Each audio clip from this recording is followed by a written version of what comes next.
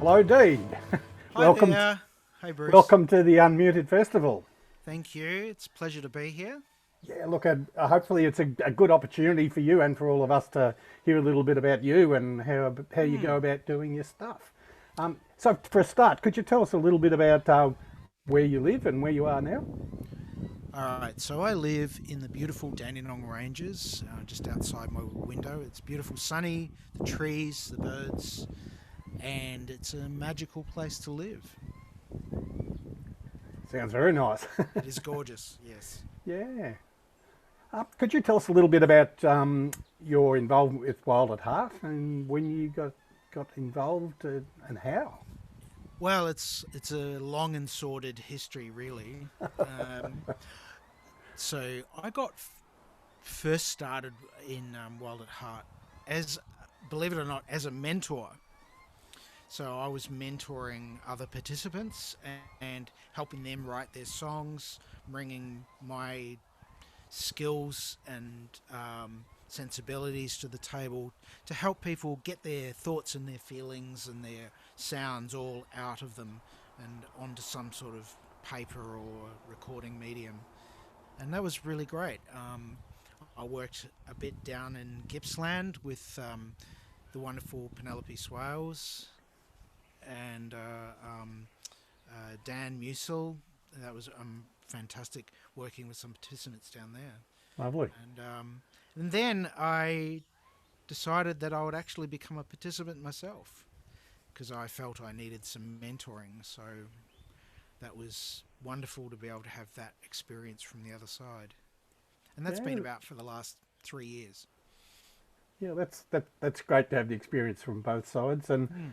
and I think in some ways all of us, me included, feel like we are sort of giving and taking, no matter what Mm. our sort of role is, and it is great giving feedback to other people and helping them sort out the direction for their material, isn't it? Yeah, what's one of the beautiful things about creativity is that it's not a competition. It's actually a collaboration, and it doesn't matter whether you're a mentor or a mentee. You all can get something out of it in a beautiful sense. So yeah, I was very pleased to be able to have both that opportunity to mentor and to be mentored. So Yeah. Okay. Could you talk to us a little bit about the sort of material that you produce yourself and what all right. instruments you use, etc.? Well, I consider myself a music producer in the sense of that I tend to go with what the song's telling me and also the artist's vision. So Yeah. the first client as such is me. You know, I've produced my own EP. I'm currently working on a full length album, which I started quite a few years ago and just never got finished with it because of other obligations and because of mental health issues and because of various barriers that got in my way. It's taken a very long time to get to this point. One of the big ones was also financial. Um, and I guess I crossed the map as far as genre and style goes. I almost feel like we've got to this point where genre is kind of really just a marketing tool. And I can't keep to one genre. So on this album that's coming up, there'll be from everything from singer songwriter ballads through to some soul funk, some 80s electronic pop, through to just sort of bedroom, lo-fi goodness. It's all good. I love so many genres of music. I'm even wearing a metal T-shirt from some friends of mine who are in a metal band or doom metal band called Ocean Lord. Great fans of theirs. So I love working with all kinds of musicians to help them get their vision out. That's my ultimate ultimate goal. It's not about me. It's about the music and about the song and about the sort of the message that the artist has, you know. Yeah, beautiful. That's terrific. We're asking everybody a bit of a fun question, and you can Sure. answer it however you like. Is there something that the Wild at Heart or unmuted audience might not know about you, even if they do know you? Yeah, I was thinking about this one. It's very hard to go back through the catalogue of the brain and find something that's. But I reckon I'll go with this one. As a kid, my dream career was to be a geologist. And I grew up in New Zealand, and I used to cut and polish stones as a kid. And I love doing that. I still have a very soft spot for the sciences and for geology. Um, and you know, I love the fact that you can go out in the middle of nowhere and not have to talk to anybody, which is kind of the polar opposite of being a musician. But at the same time, you know, I feel like I have to go away to charge the batteries and come back to talk to people or sing for people.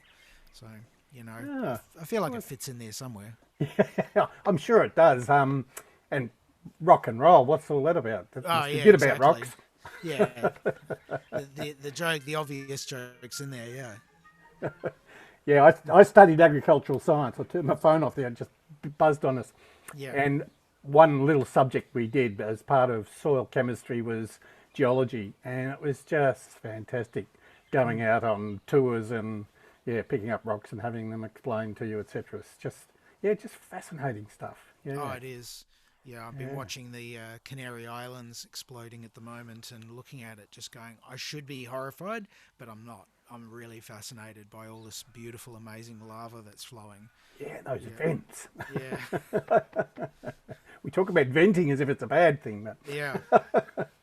yeah. Yes, of course, I feel for the people there, Oh, yeah, yeah. I must be but terrible. you know, the geologist side of me is looking at it with fascination and you know wondering what the magma pocket looks like underneath all of that. The power of nature. Yeah. I wonder if you'd like to tell us a little bit about when you're actually in the creation or the performing space. How does that creative process? How does it work for you? How does it make you feel? I'm going to be really honest and say that it's a real mixed blessing for me. Okay. You know, I feel like a lot of musicians get an enormous charge out of performing or you know writing songs and stuff. For me, it just feels like mostly hard work.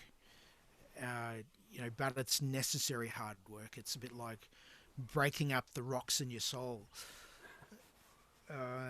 and it's the way I get things out. But sometimes songs are just not enough. Sometimes I have to paint. Sometimes I have to write. Sometimes I've got to scream into the void. You know, but music's something that I've had a talent for a long time, and it's tried to be owned by a lot of different people over the years. And so a big part of the journey into self and of self-discovery was to own my own musical output and my own gifts. And as hard as that is sometimes, and having to keep the perfectionist in its proper role,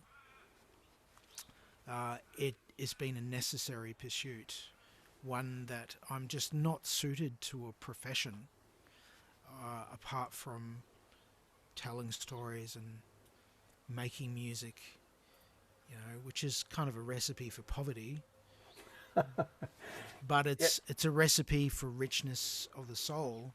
So I think I would take that over financial reward every day. I'd rather be poor and happy than miserable and rich. Yes, there's a few sayings about it, but wealth is made up of a lot of things, and Hmm. yeah, money or assets is only a part of it. Yeah. Yeah. One of the things I am interested in is that voice of yours. When you're using your own voice like you do, it is just so beautiful. What's that like for you when that's happening? It's almost like I no longer exist in a way. I'm able to take myself out of the moment. Truly, if I can take myself out of the moment and not worry about whether I'm on pitch and whether I'm, inflecting right, or whether I'm getting the words across, or those sort of things, if I can truly just stop and let myself be absorbed into the voice, it's a place where time stops, and where you sort of connect to something greater than the physical. It feels like that. And I've never really put much stock. I've never been that comfortable with the way other people see my voice. I've always felt to be a songwriter more than a singer. But it just happens to be that my voice is my instrument, and I play everything else because I have to play chords somehow. It's pretty hard to do chords with your voice unless you're using a loop pedal, and then you're kind of limited in options diatonically. So your voice just seems to come from somewhere, and so, probably it comes a lot. I've had a lot of pain in my life, I have to say, and even as a child, I experienced a lot of pain, and being autistic kind of makes you a raw wound. You feel and hear everything that goes on inside and outside. And there's a couple of my songs that I've written are about that, of learning to discover the benefits of looking after my child, my own internal child. And that's inside and outside, and in spite of any pain that I'm going through. I guess that's one of the beautiful things about being autistic, is it forces you to deal with your emotions. It forces you to do the emotional labor. You can't just hide it, because it just overwhelms you. And I guess that's another benefit of writing songs, is you find a way to frame your feelings. Beautiful. Thank you for sharing that. What about the impact of the COVID year and a half that we've had? How has that affected the way that you create? Well, it's been quite liberating in many ways. It's been really difficult, but what I've loved is the fact that it wasn't just business as usual. I feel like it's made the world stop and take a breath. And many people are very unhappy with the way that they are in the world. And I was able to leverage a lot of the work that I've been doing on myself and find some ways of becoming independent as a person, to find a voice, to work on, working on this album. It's not just been about getting an album done. It's actually been about, all right, getting this stuff done, and, for myself, the emotional work of getting it done and putting it out there and helping people see the messages of, of lived experience. In fact, that's what the album's going to be called, Lived Experience.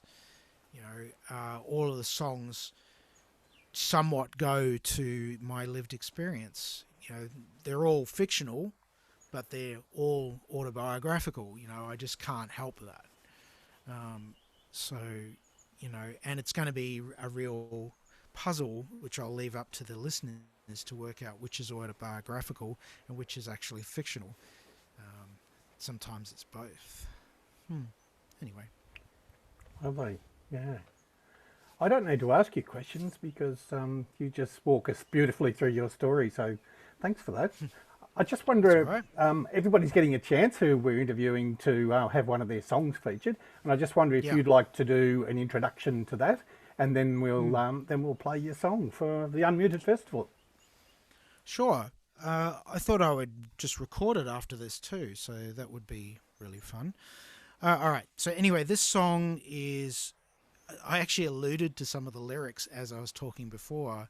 This is a song called The Broken. And it's a story about going inward and learning to listen to yourself. But it's also about learning to listen to people that have been broken by life and hearing their voices and hearing their stories in shaping our policies in the world and our opinions of the world. So that's what it's about. Okay, beautiful. Now, the name of the song? It's called The Broken. The Broken. Okay, well, look forward to hearing The Broken, and thanks for speaking to us, Dee, and really looking forward to hearing your song. Oh, thanks for your Bruce. time today. Appreciate it. Thank you.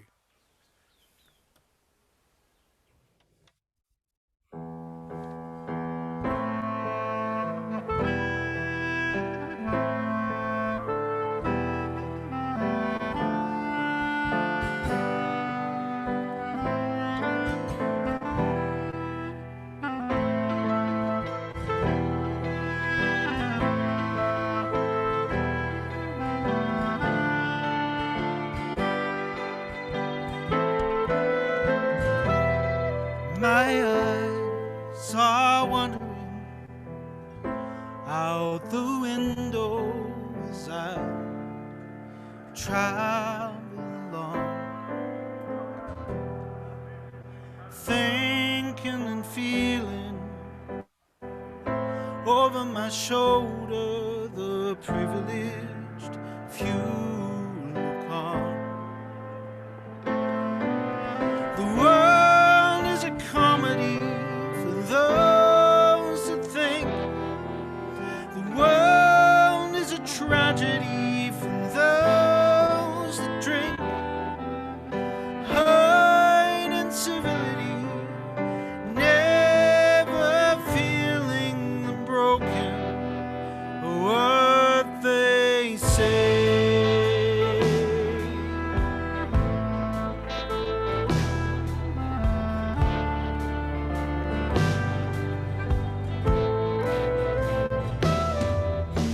Counting my blessings and all of the Christianese bullshit, it tastes like cement.